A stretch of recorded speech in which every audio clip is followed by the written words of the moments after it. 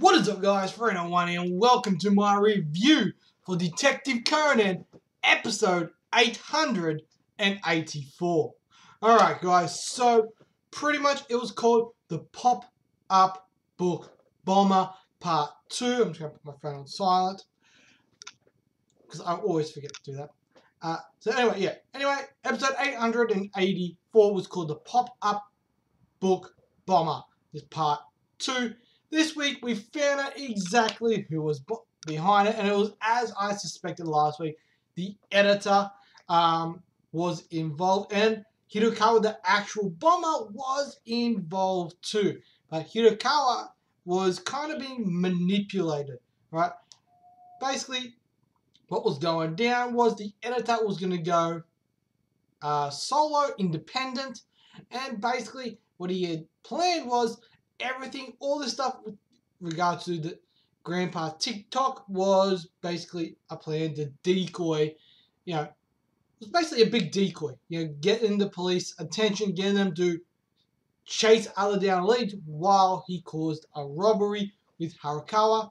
Hirokawa, basically, the bomb that they threw in the drain in last week's episode, as we saw, was floating in the sewer. It landed up against like a backup cage type thingy because there was excess rain in there. Hirokawa basically stopped one of those money trucks that was going to a bank or something, like a security truck full of money, reversed it over top of the hull cover, and basically then remotely set it off, causing the truck to flip over, therefore stealing all the money and getting away.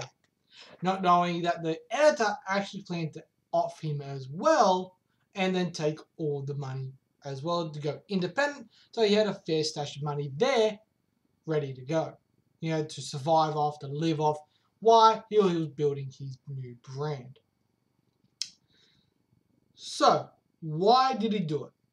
We don't ever really get a motive for it. That's the one weird thing. It was more just a robbery. He was just, if anything, the motive was greed. He wanted money to go independent. That was pretty much it.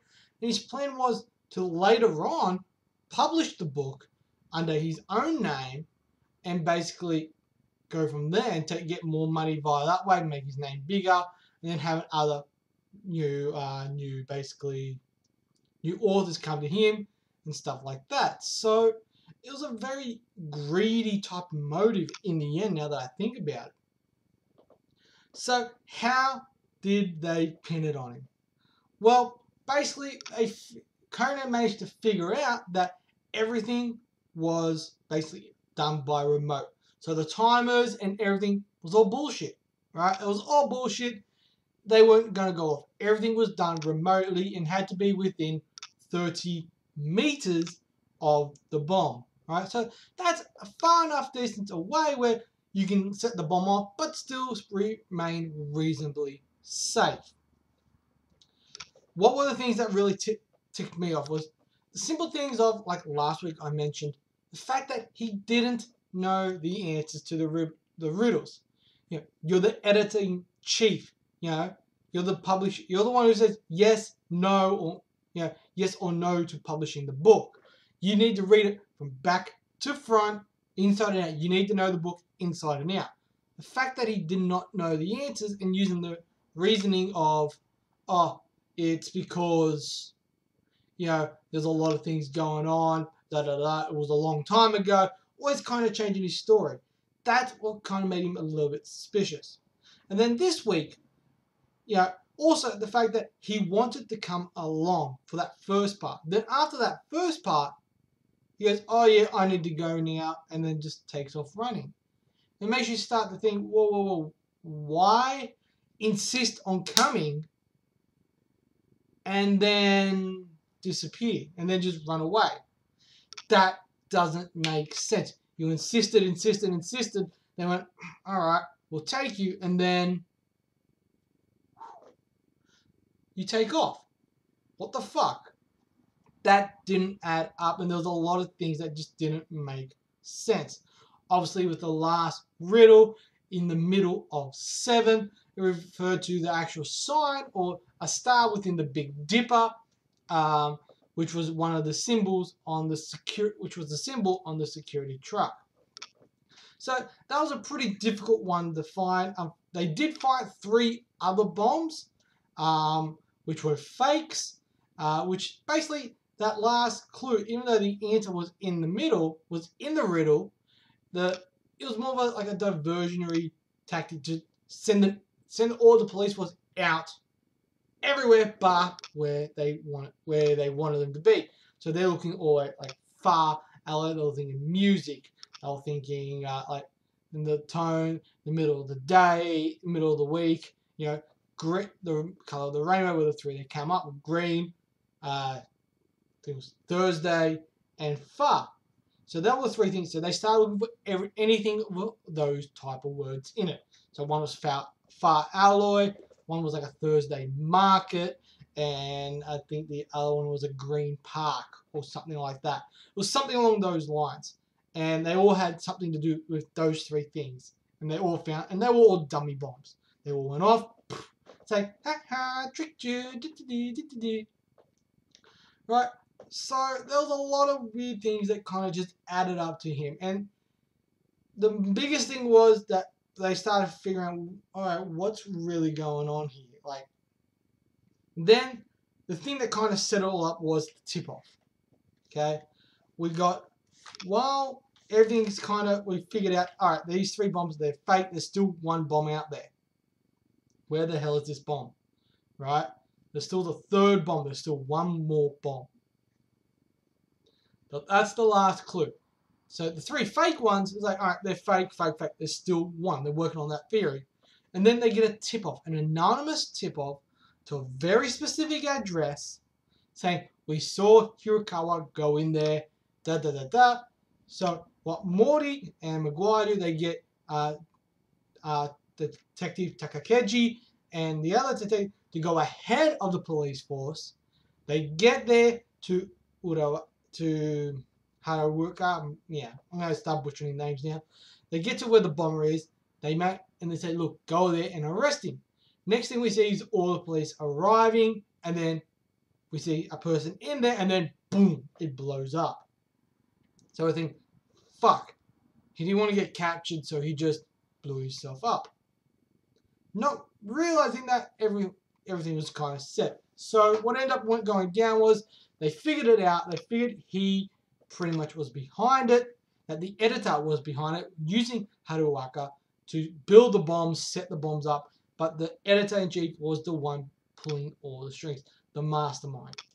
So what they did is they said to Detective Takakeji and the other detective to go to Haruaka. They got him out, and he's still going to get done for building the bombs and being somewhat involved, but he's going to be the whole clincher, basically, to basically get the editor. Because there wasn't any official evidence tying the editor to these bombings.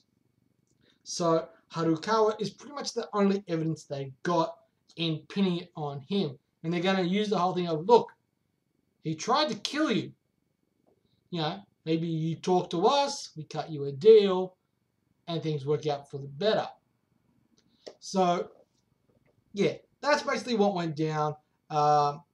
Unfortunately, I had a gut feeling it was him, just because they were emphasizing, and he did a few things that were kind of like, why do that? Like, it didn't add up as to why he did that. So, like, for me, what confirmed it was after everything went down, and he said, look, and he tried to get out of there, and he ended up leaving after he insisted so much to go with, and then to just up and leave. That's what didn't make sense, and that what, for me, kind of pinned it as him, that he was the one behind everything. Alright. Anyway, overall, guys, the art, the animation was actually pretty solid. This was filler episode, so it's not canon material. But next week, we got some good stuff. Heiji is back. We got some canon material, so you know that means canon material. So whenever Heiji is in an episode, There's canon material. We got Bourbon. Bourbon is back. Oh, and I remember this case. I remember reviewing this case when it was in the manga. It's a pretty darn good one. I'm looking forward to it next week, guys. And I know you guys are as well. So we've got Hedgie and Bourbon back next week. Canon material. So we had the whole thing with Masumi Sierra. 2 episodes of filler. More canon material. Great shit. I'm happy. I definitely do prefer the canon material over the filler stuff. So I'm looking forward to next week. We got Hedgie. We got Bourbon. We got the Cafe Poriot. There's some good shit about to go down, guys. So, woo! Anyway, guys, overall for this episode 884, the Pop-Up Book Bomber Part 2, the art, the animation was good. I didn't really notice anything really bad. Like, anything that was just like, okay, that just looked weird. It looked fairly solid, but it wasn't very action heavy. I will give it that much. It was very much more voice acting. The voice acting was solid. Morty, definitely, he's still the comic relief. I like the fact that Ran did show a little bit of emotion towards the end of the episode. That was pretty solid. Probably not the greatest one, but not bad in the end. So yeah. So adding all that together, I'm going to give this week's episode of Detective Conan 3.5 stars. It was a good episode. I enjoyed it. It was an interesting case. And it was, I like the fact that there was riddles and we had to figure out each riddle. And it gave us, those of us who were trying to play along and trying to figure out what was going down, gave us a bit of a chance to try to figure it all out. I do wish they had more characters involved, maybe another 2 or 3, maybe another 1 or 2 characters, just to kind of mix it up and make it a little bit more difficult, seeing that the main character that we, saw was the editor-in-chief. It was kind of pinning it on him. So it was kind of saying, look, it's him. Ta-da! Look, he's doing weird shit. Why is he saying this? Why is he doing this? Why did he insist on this? And now he's fucking up. It was kind of really fucking hitting home that, yeah, this is the guy that's actually behind it. So I would have liked maybe a little bit more of a challenge, but yeah, for 2 filler episodes, not too bad. I was actually quite happy with it. Anyway, guys, that is all for me. As always, I hope you guys enjoyed the video. If you did, smash that thumbs up. It will be greatly appreciated. And of course, smash that subscribe button. It's completely and totally free, and we all like that free shit. And as always, guys, I'm Free01. You guys are awesome, and I'll catch you guys with another review. Peace. Run away! Run away!